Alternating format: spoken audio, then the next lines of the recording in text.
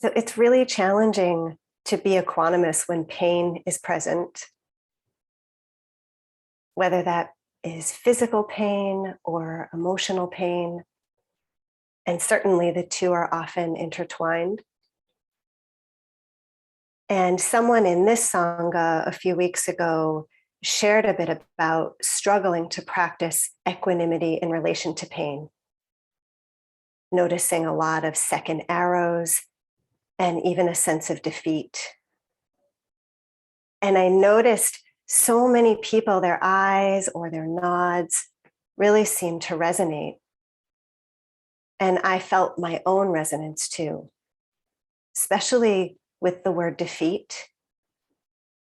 It's really remembering how many times when, for me, pain has intensified or returned, how quickly those second arrows hit, the third arrows, the fourth arrows, how within moments I can feel like I'm just like a stone sinking in water.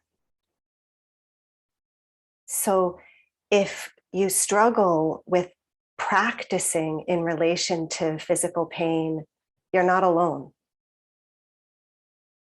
And we may all know that the Buddha taught that being born into these physical bodies means that we'll experience pain. And that it's really kind of the suffering, the identification, the aversion in relation to that pain. That's what we can do something about. That's what he taught is optional. In the Sala Sutta, he talks about this, how instructed disciple, when contacted with pain, feels one feeling, a bodily one, not a mental one. And that being contacted by pain, he harbors no aversion toward it. Since he harbors no aversion toward the pain, the underlying tendency to aversion is not reinforced. So it's very clear, inspirational. Yeah, there's the pain, the sensations of the pain, the bare kind of sensations themselves, and then kind of our reaction to it, the resistance, identification, aversion, and that we can really work to understand and discern the difference, and maybe even set down or not even shoot those second arrows. So I want to hold this teaching and explore it a bit more, while at the same time really encourage all of us to be very careful about not using it as a way to pummel or judge ourselves when we are caught in suffering, when those second arrows have hit and we can't find our way out or back into equanimity or mindfulness. That we really also want to see and accept and be with that, meet ourselves there. And so some invitations that I want to hold as I talk about this. One is the inquiry of what is predominant? What is predominant in this moment? Because this is a moment-to-moment practice. And so what's predominant is going to shift and change constantly. And so as I sense into what's predominant in this moment, that will help me respond with skillful means and with flexibility, which is the second invitation. So what is predominant? And as I see that, as it moves, how can I work with that flexibly? And then connected to that is encouragement, right? What will most encourage us in the moment to stay here, to keep practicing, to be kind? So if pain arises, our attention's going to go there, right?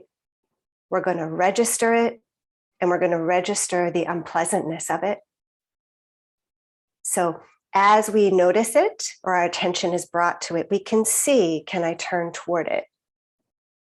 We can practice being as the Buddha taught in that sutta, just with the feeling, the bare sensations. Maybe that's heat or prickling or tingling, throbbing, tightness, an ache. And maybe we can do this for a couple moments, maybe just for a breath or two. And often when we do, we see that the pain is not solid, that it too is subject to the laws of nature, of the Dharma. It comes, it goes, it moves, it passes, it dissolves, it reconstitutes. And in that, there can be this wonderful opportunity, even if it's one that we absolutely wouldn't choose, to connect with the three truths of existence, right? That everything is impermanent, changing. Because of that, experience is unreliable, and we struggle with that. And if everything is changing, there's no separate, solid being or self.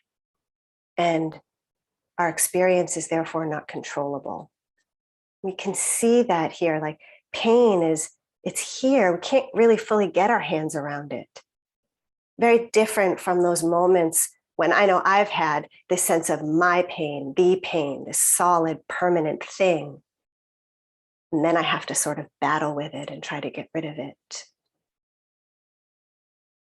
And I thought about many core foundational Vipassana teachers often teach and talk about these moments when they were working with pain. And their teachers encourage them to turn toward it and be with it. Kind of let them know you can do this. Don't be afraid of it. Be with the sensations. You can be okay.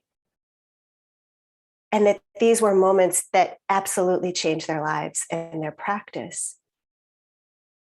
And I share that because it really made me think about the word encouragement, that in that word is the word courage, which Lee talked about a lot last week. We do need courage to be with and relate to pain. And courage takes energy. And we don't always have energy. And it's not in our control, right? The energy in the body and the mind shifts also, comes and goes. And so while again, we want to learn to be with the bare sensations of pain when we can, usually as we do this, other reactions start to arise. And that is where the question of what is predominant can be really helpful because it happens very fast. So if pain arises and I turn toward it, while I'm with that, aversion or identification in some form arises and becomes predominant. Maybe that's fear or frustration, defeat, a whole story about the pain. And sometimes I often don't notice that that is now what is predominant in the field of my experience. I'm still trying to be with the pain, but that pain may no longer even be present, or certainly not as loud as the aversion is. And then that can become the worthy object of attention. I get really excited about this because I feel like this has helped me a lot to go, wait, I'm like stuck trying to be with this thing, but actually I'm not being with what's here, what's really here in this moment. So then we might be able to turn, oh, wow, wait, this is identification or aversion. Second arrow is here. Can we check in and see what's going on there? Oh, it's anger in relation to pain. Can I be with that? I too am subject to anger, right? Or fear. Can I soften with that, care about that? The story, we can connect to even just the texture, the energy of the story that may be showing up. We can be then with the object of aversion itself, with curiosity. And in acknowledging it, it might dissolve and shift on its own, and it may not.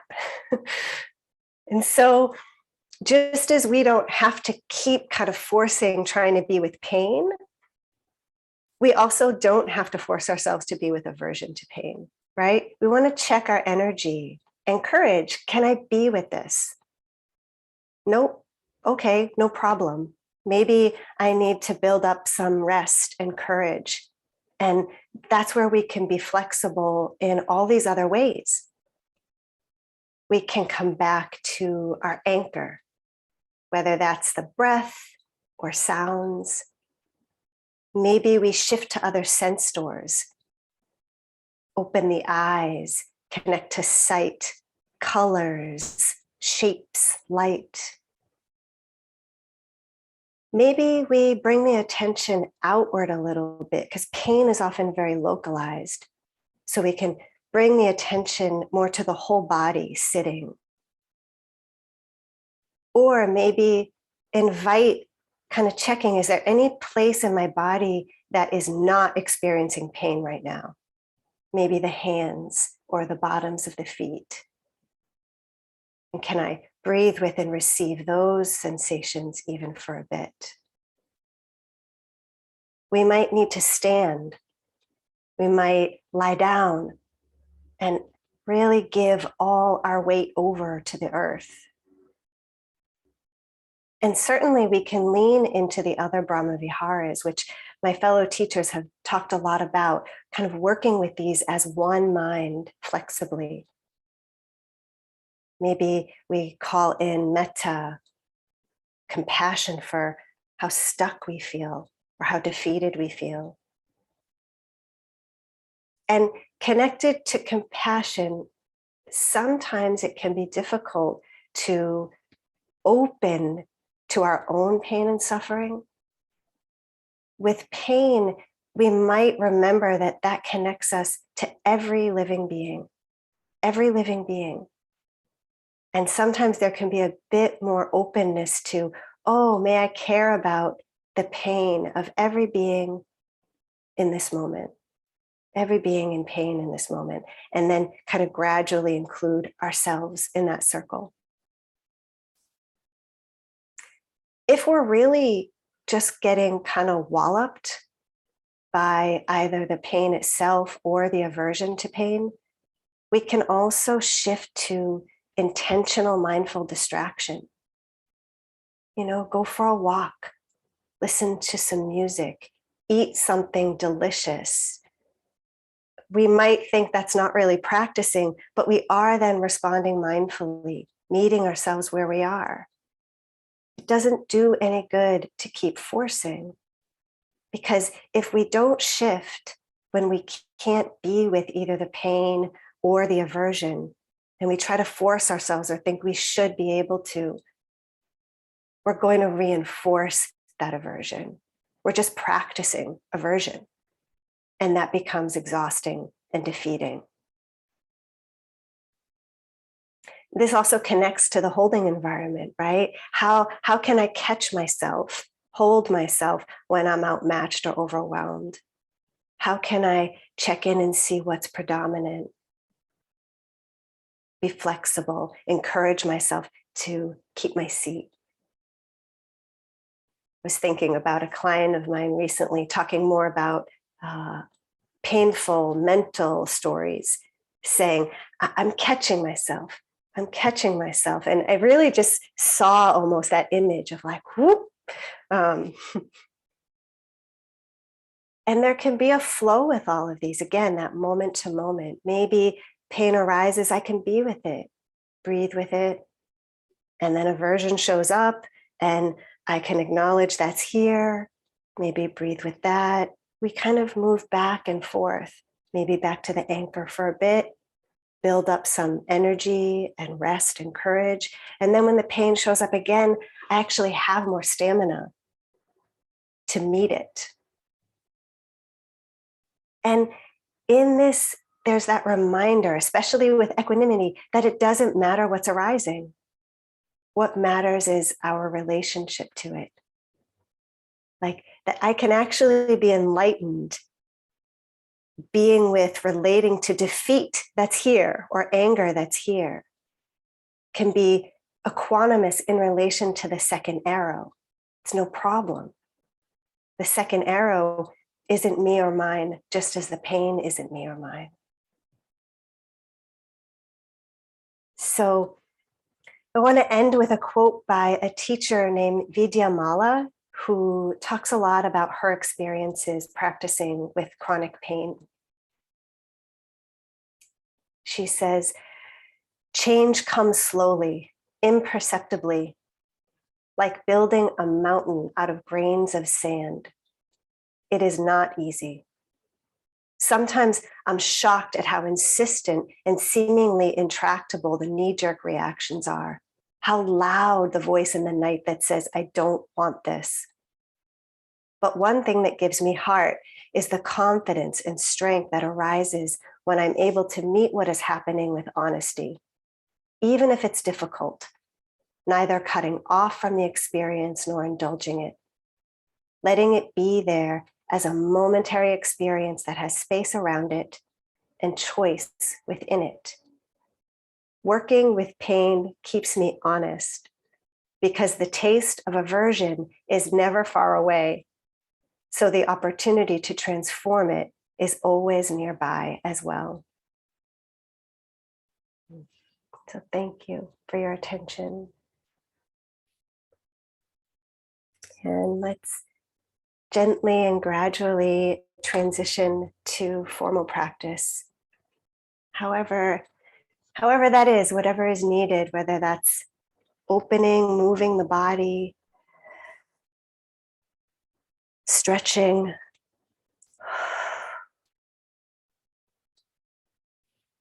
maybe shaking or rolling joints or hands.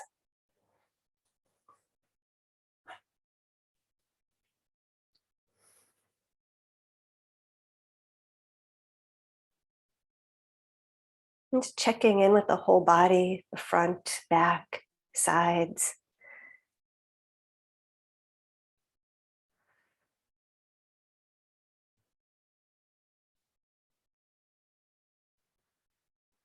You might kind of rotate the torso on the sit bones a bit, just kind of gradually coming into a place of a bit more balance.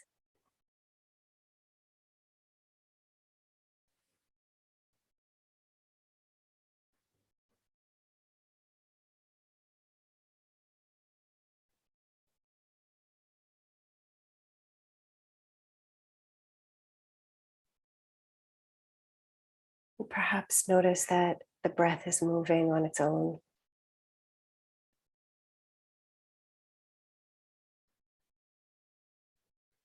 Where do you most notice it? The in-breath.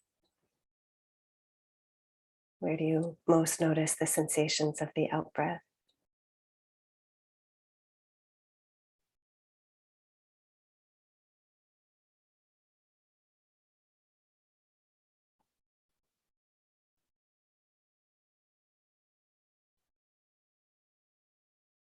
Inviting a slowing down in your own way. Slowing down and settling.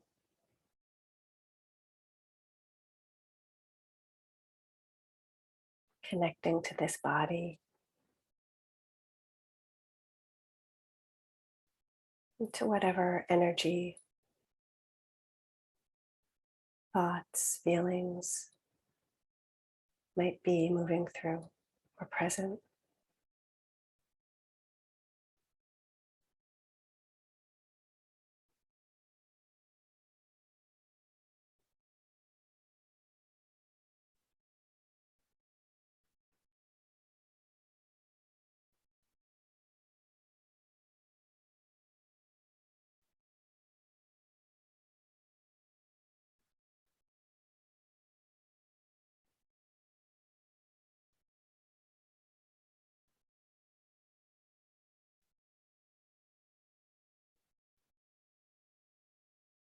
In your own time, you might allow the attention to connect with, receive the sensations or movement of whatever anchor you use.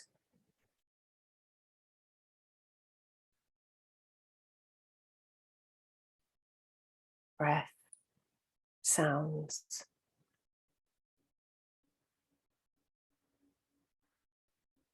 sensations of the hands resting.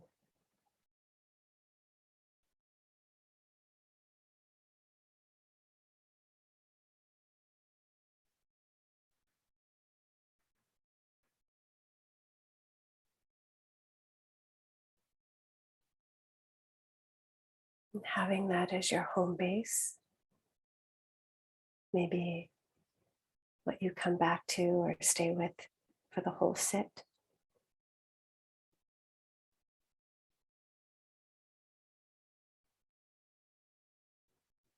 And on offer, especially if there's anything intense moving through or even loud sounds, maybe pain in the body or heart, just to play with, exploring, noticing what's predominant,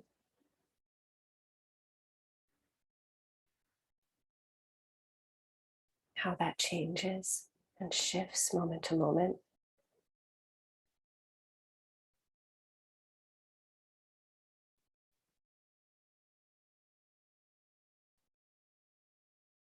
How to work with and respond flexibly to whatever's here in a way that encourages us.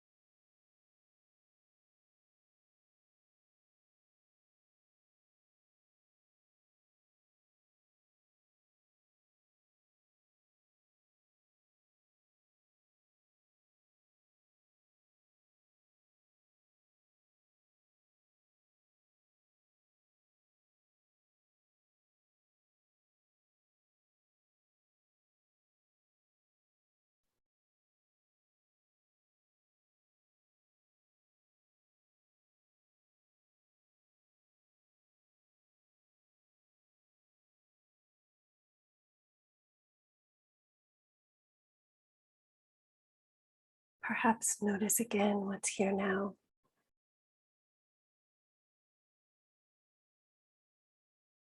And what it's like to allow experience to come to you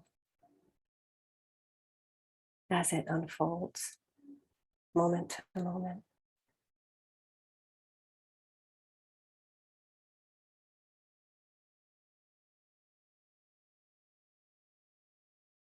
Perhaps noticing how quickly it changes and moves.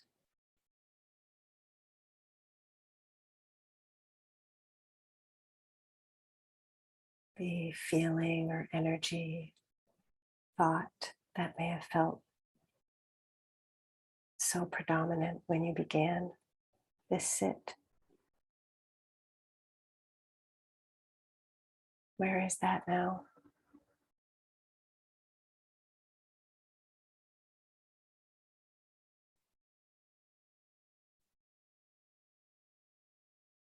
And what's here instead?